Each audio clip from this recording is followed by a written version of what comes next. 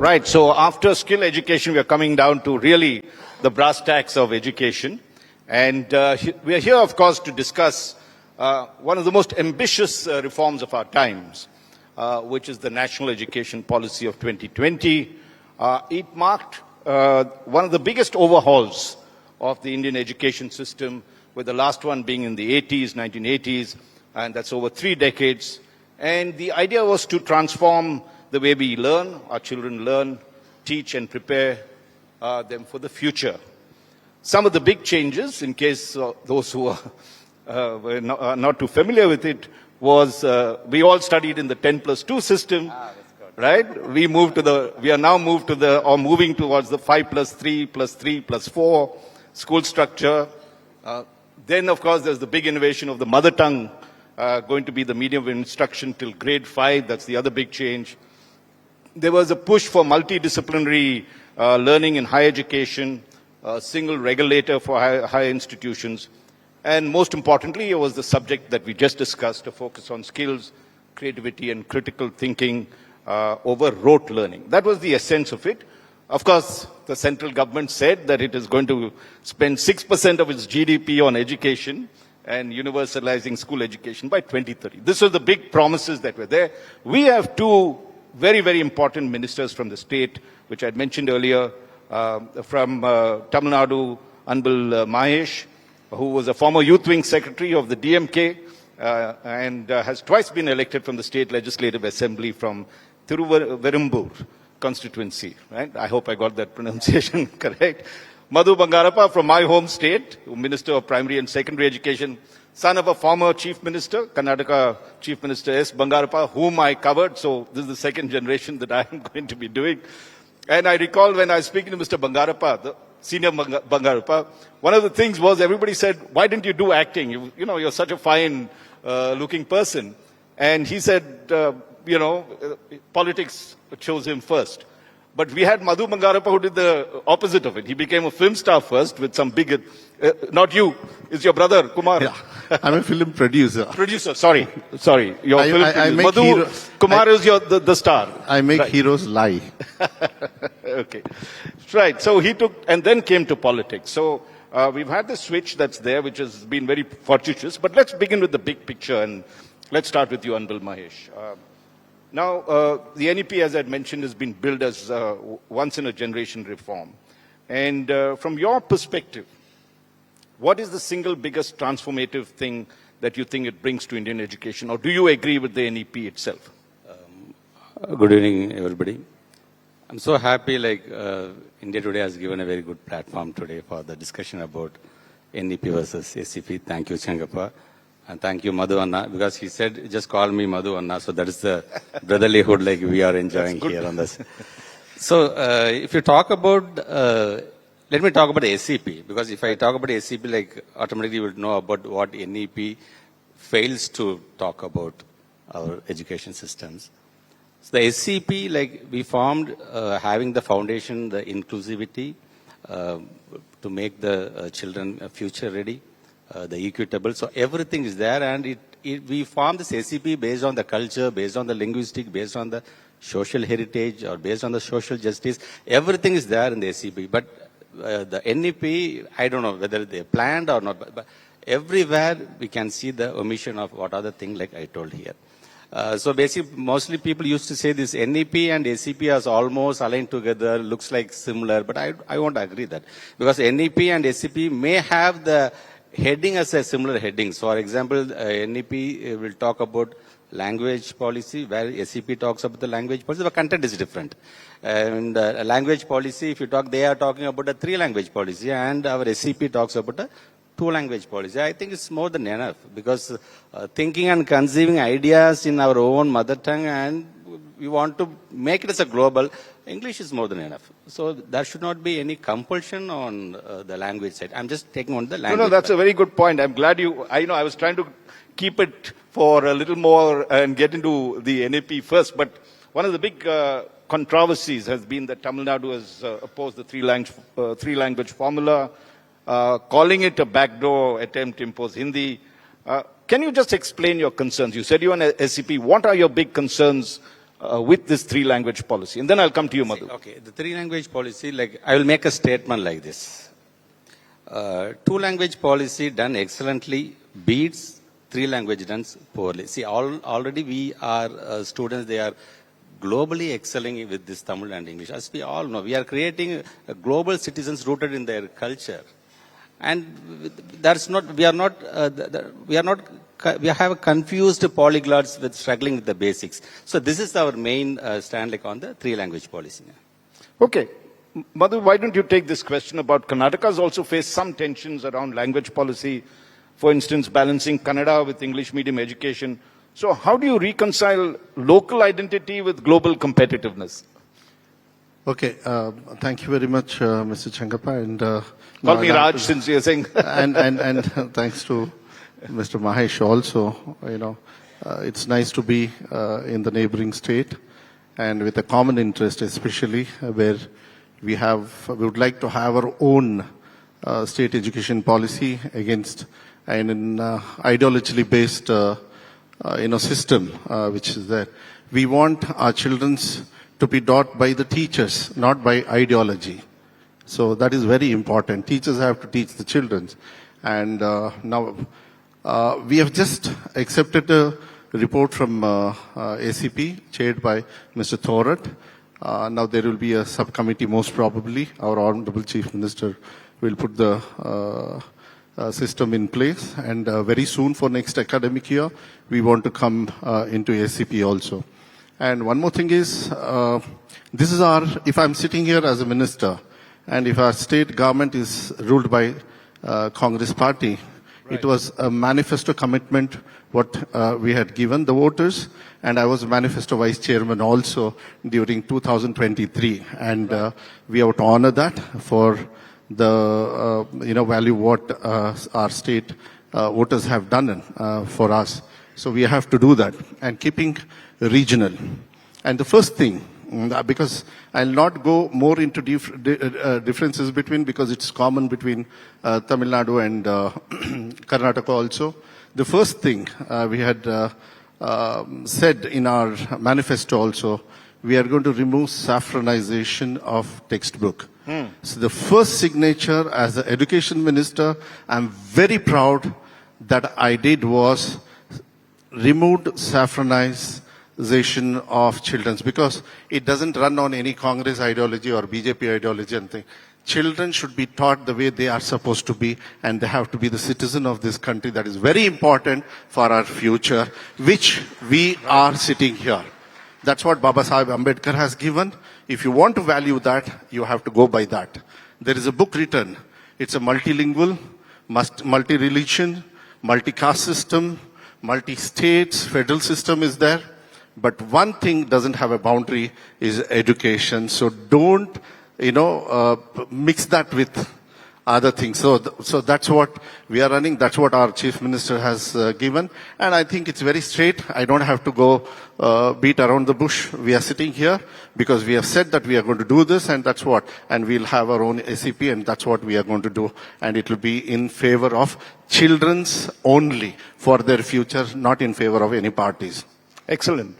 Coming to you, you want to add to that, or would? Yeah, I would like to add some points with what Madhuna said. Like, we the people of India having resolved to constitute India into a sovereign, socialist, secular, democratic republic, and to secure to all its citizens, right? That is our preamble. But the NEP creators, they are in a very urge to omit the word secular itself. Do you think like people are trying to avoid secular is going to give a very good NEP system, a very good education system to our country? So this is the point like I would also ask. Okay, that's a very good point in terms of what we should be defining our values as. And you talked of the saffronization. What was particularly hurtful to you in terms of the saffronization that you say we have to remove this? Any particular chapters that you felt? I'll not go into the details. So when I took over as education minister, our textbooks had already reached children's. So we had a revisional supplementary book given, and the consecutive year, all the saffronized issues and matters were totally taken out. as committed in our manifesto, which we usually, Congress, secular parties, secular thinking always commits for what they say. You know, not your culture shouldn't be only speech-wise. You have to deliver. You know, that's what we did. And one more thing, what we are, first question was for international, today's this thing, we have bilingual system. So we don't call it as a English medium or Kannada medium or anything. Now we have started introducing bilingual. So the children's, because Supreme Court order is there, that the choice of the language, of the medium of studies is with the parents.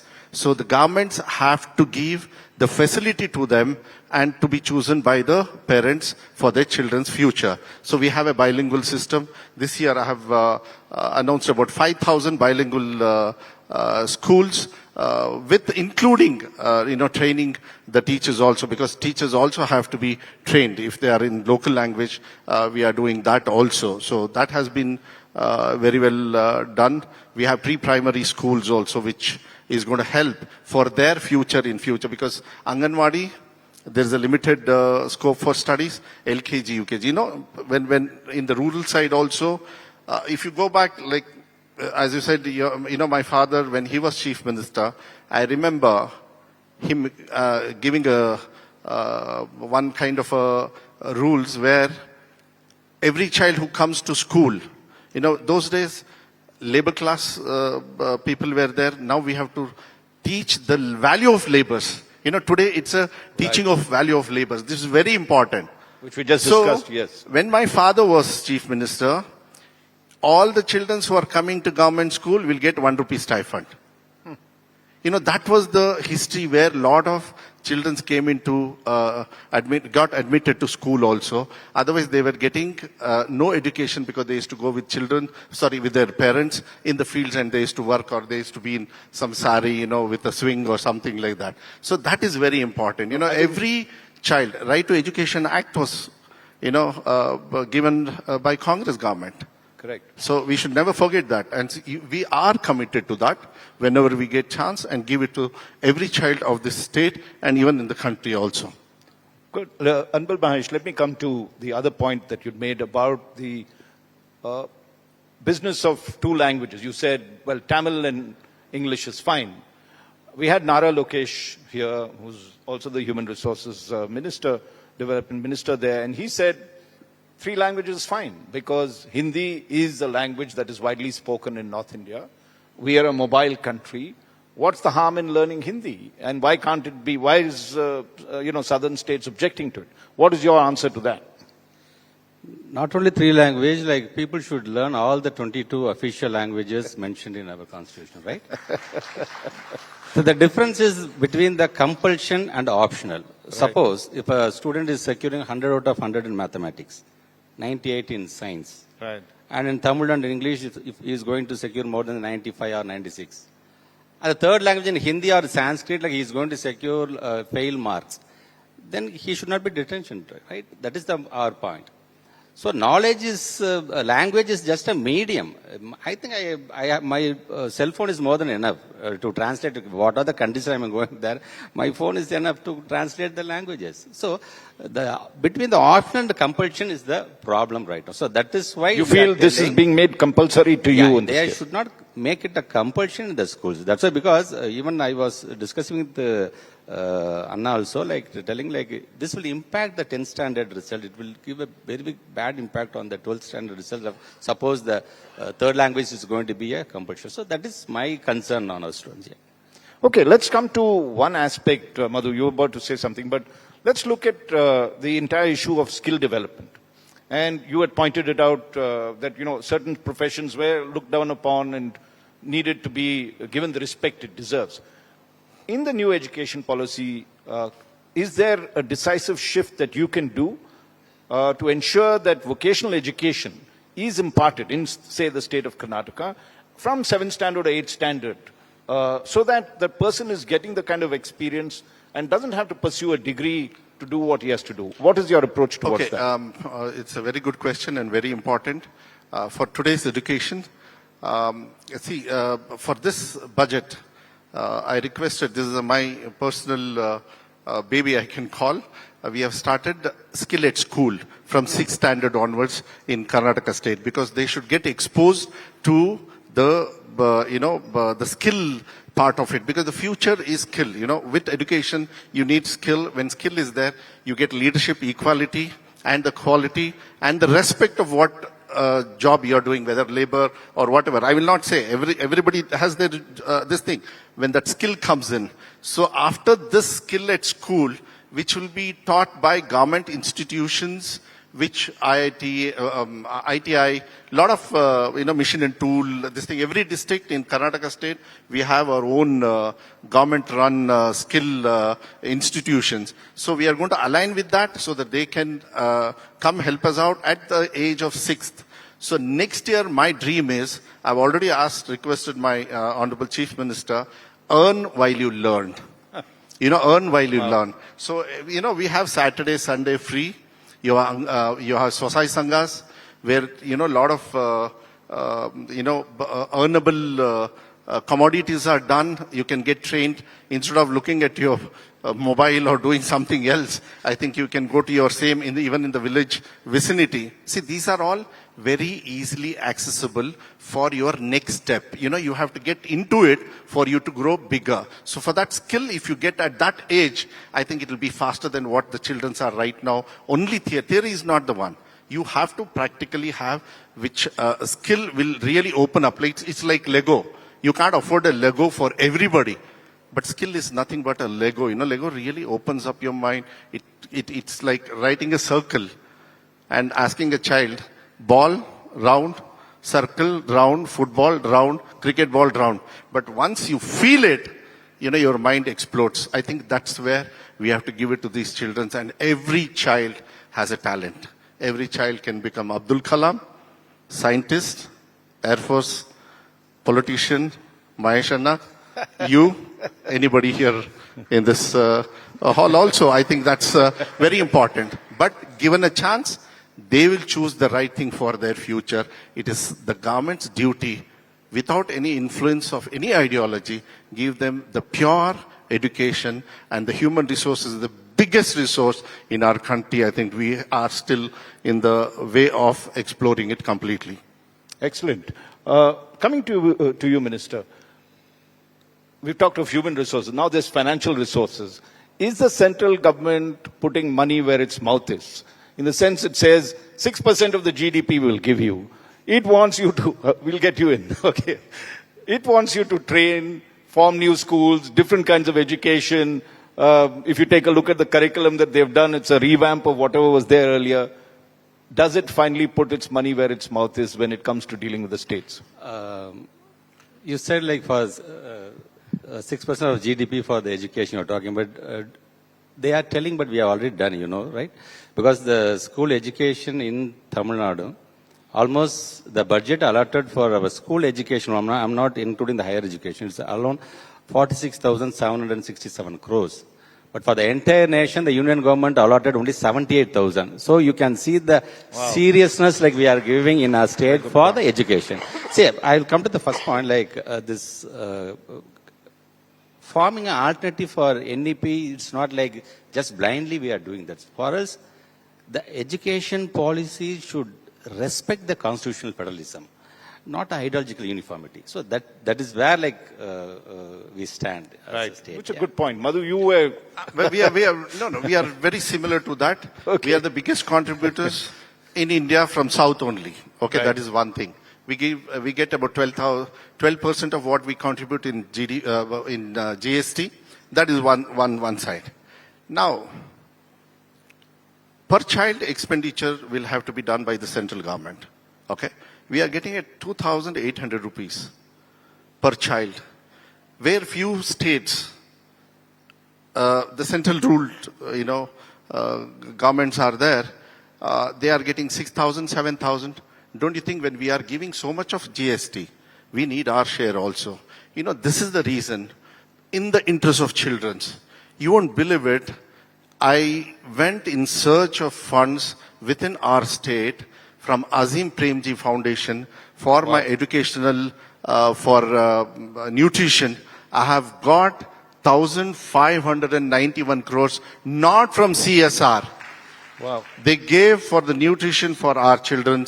Now, Khan's Academy, we have aligned Azim Premji, Infosys, a lot of other companies, even ITC and all these people, they have been, because end of the day, we have to, we need funds. So one more, this thing what we have launched is, Namma Shale, Namma Jawabdari. My school, my responsibility. So old students might be, you would have studied, most probably, Mr. Changappa, you would have studied in a government school, where since you are earning a lot from India today, I think you have to contribute to your school, which is very, very important, which I have done it.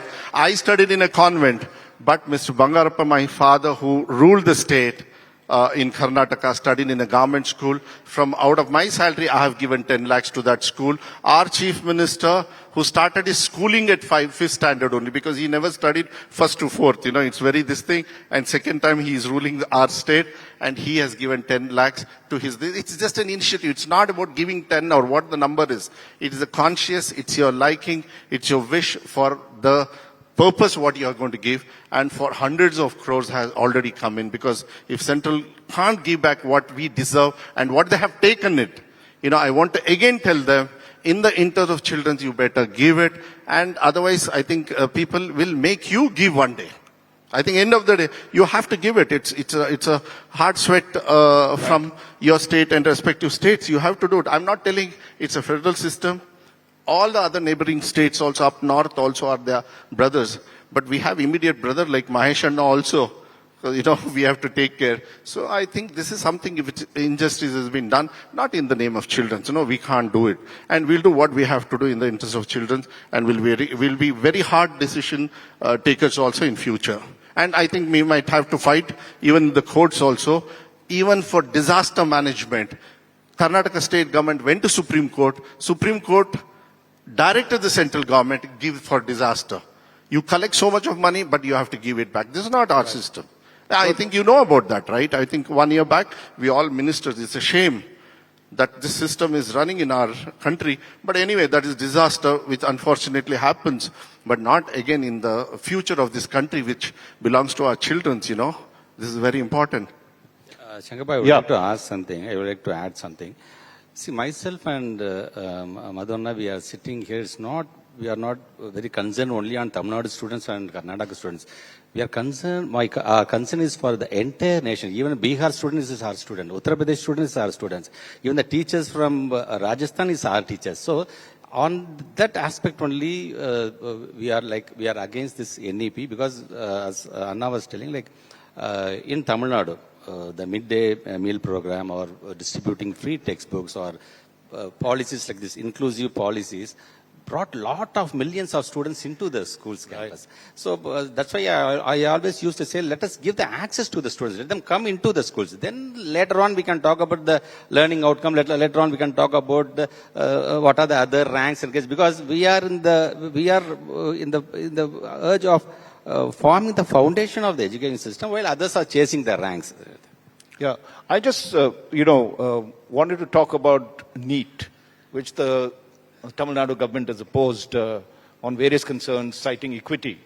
But critics also say that this shields the poor quality of state board education and disadvantages, in some ways, disadvantages students for national competition. I mean, that's the argument put by the critics. What is your point? Why is Tamil Nadu opposing this NEET, and what needs to be the reforms that you think? NEET is not one which tests the medical aptitude.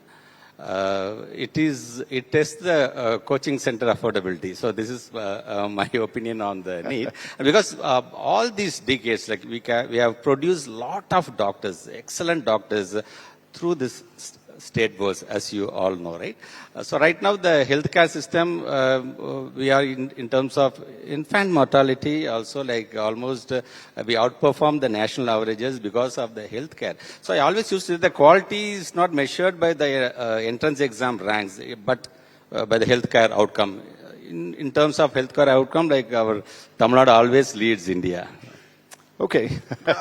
You want to say something, Madhu? I go with the same thing, and NEET is something which we, after SCP, I think all these things finalization, but at the same time, I would like to say highest medical colleges and engineering colleges in the state, in the entire country is Karnataka. And at the end of the day, see, and I'm very happy Mr. Mahesh said that, we want to, education should be for everybody. So I think highest all around India, everybody comes into Bangalore. I think you know that very well. Bangalore has got more population from outside than within themselves. We all entertain that. Their children are studying. We are not differentiating at all. So this is something that standardization of the thoughts. See, again, I'll have to come back to ideology, which I don't want to keep on repeating that. But I think state education is always, because it's locally concentrated, controlled, and very closer. It's like a family, you know. And end of the day, family will always look into their own children's future without even, compromising anywhere. So we are there. Okay. See, India is a very beautiful country. Like a rainbow, it's very beautiful each, and the rainbow has 7 different kinds of colors. But India, like each and every state is unique. Let the union government understand, yes, it is unique. Each and every state has its own culture. Each and every state has its pride language. Each and every state has its social justice. So let the union government accept that. If they accept, and I think this kind of NEP won't come into our nation. Yeah. We've got 3 minutes left, and I'll start with you, Anbil Mahesh, about the fact that while Tamil Nadu often cites social justice legacy, dropout rates and learning outcomes in government schools remain a cause for worry. Let's put it that way. So what does Tamil Nadu need to do in many senses to improve that? What is the model it has as an alternative to the NEP, which is actually talking a lot of these things? As I said earlier, we are not here choosing between the equity and excellence. We are achieving both. But before that, as I already said, some of the schemes, like if it's a midday meal scheme, or the very first state to introduce the CM breakfast scheme, or distributing uniforms, distributing textbooks, I said inclusive. See, with all these policies, millions of students, they started entering the schools, and let us give the access to the students. Because as I said earlier, the foundation has been created by our government while others are chasing the ranks. Because why I'm telling is, we have a proven track, even some of the people here, they will accept that. In terms of literacy rate, we are already outperformed the national average, as I said. And in terms of Tamil Nadu is almost the second largest economy, which shows the quality education policy. And I said regarding the infant mortality, because the healthcare is very strong enough. And if you talk about the Human Development Index, which talks about the education, which talks about the health, which talks about living standards, almost Tamil Nadu is one among the good performing top in India. And as we know, our aim is for building a $1 trillion US economy, like our Honorable Chief Minister always used to say, and we are marching towards that. So I used to say, the innovation of Tamil Nadu is now the national model. Even if it is a breakfast scheme, even if it is a distribution of textbooks in 1980s, now we are talking about giving a uniform education to the entire more than 11 crore students in our nation. So here, we don't copy national model. We create them and the nation follows us. So this is because we have the proven track. Now I know why you're such a good politician. The election's going to happen next year. Because now the India is talking about the midday meals. I know. India is talking about the midday meals. I did mention the midday meal scheme, which did outstanding. That is the innovation of Tamil Nadu in 1925 itself. So there we lead. We didn't follow. So we have a proven track. That's why we are telling, don't put pressure on us. We are ready to give. We are having a proven track. We are ready to produce a lot of intellectual products. This is the seat where our GD Naidu's grandson said, we need to create lot of GD Naidu seats throughout our Tamil Nadu, not only Tamil Nadu, throughout the nation here.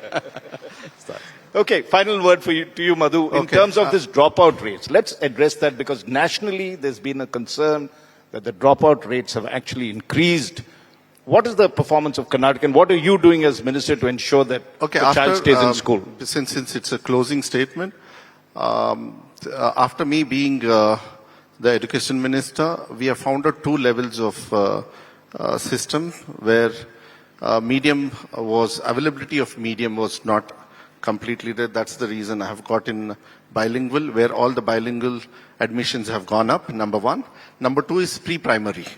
From Anganwadi to first standard, there was a break. So we have started LKG, UKG also. I just want to let you all know, within 42 days of 1,008 LKG, UKG, what we started last year, previous year, within 42 days, 48,000 children came into government school. Wow. 48,000. So it's a progress. So they have got confidence, but the facility was not there.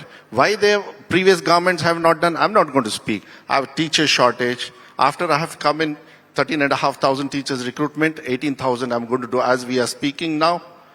But one more thing I'll tell you, when we say ideology, you know what kind of ideology we have started?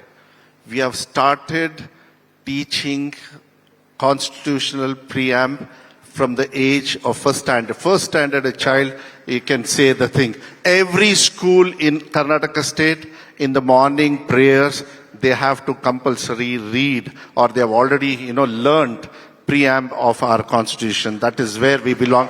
This is the one which is going to make us all sit like this. We all are common. Common means that is the one. So I think we have to check in where the dropouts. Yes, still dropout is there, but the graph is slowly coming down, and I'm very sure that it will go up with our KPS model. Karnataka public schools are there, which is from past 8 years, only 300 are there.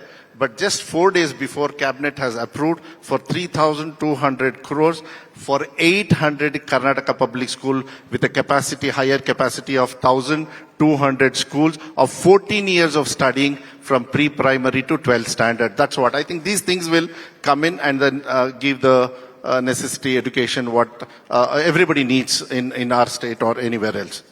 You know, what comes through from this session is that we have two passionate ministers of education, school education, Anbil Mahesh as well as Madhu Bangarappa, who are willing to fight, put the points on the ground and take action on it. Ladies and gentlemen, let's give them a very, very warm round of applause for this wonderful session. Thank you very much.